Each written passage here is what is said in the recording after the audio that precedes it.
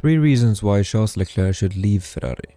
Ferrari is the most prestigious team in motorsport, and there's not a single F1 driver to date who has not had the thought once of one day possibly driving for the red team.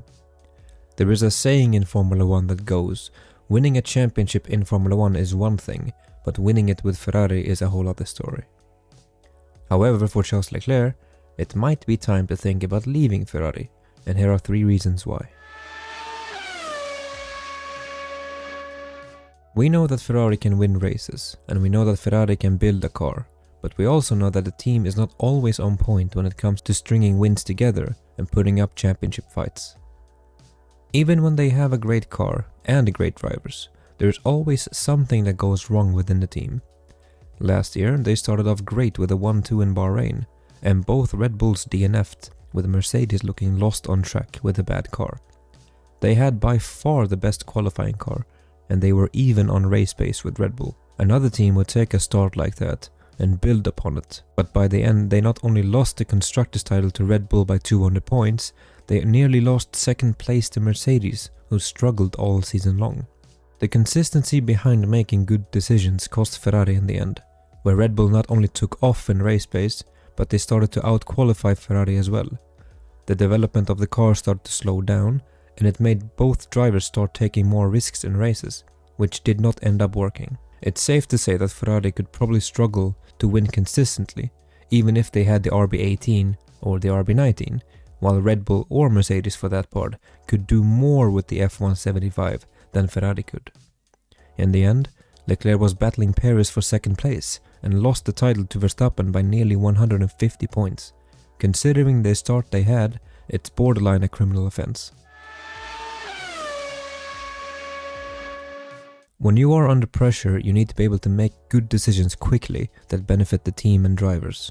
However, for the most part, Ferrari are always on the back foot when it comes to strategy. They are a reactive team instead of being a proactive team. It's like racing with one hand stuck behind your back, always thinking about the cars behind you instead of how you can attack the cars ahead of you.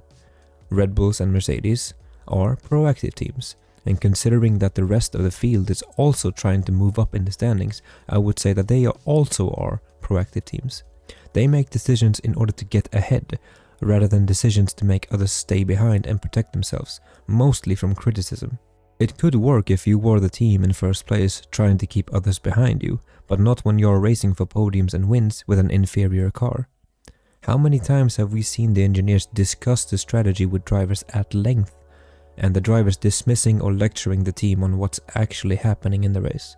When your own drivers are constantly questioning your decisions, then you know that there is an issue.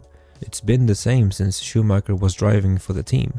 Raikkonen, Massa, Alonso, Vettel, Leclerc, Sainz have all had issues throughout the seasons with Ferrari's decision making. It's no coincidence at this point. If Leclerc wants to win titles, he needs the team built around him, like Hamilton had with Mercedes, or Verstappen now has with Red Bull. Even when Ferrari won with Schumacher, it took years to build that team before they became champions again. Many people forget that it took 21 years between Ferrari's title win in 1979 with Jody Scheckter and Michael Schumacher in 2000, and it's already been 16 years since Kimi Räikkönen's win in 2007.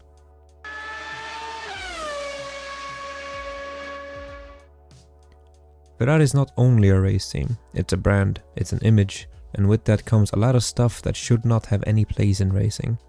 When a decision is made within Ferrari, it goes all the way from the top down to the racing team.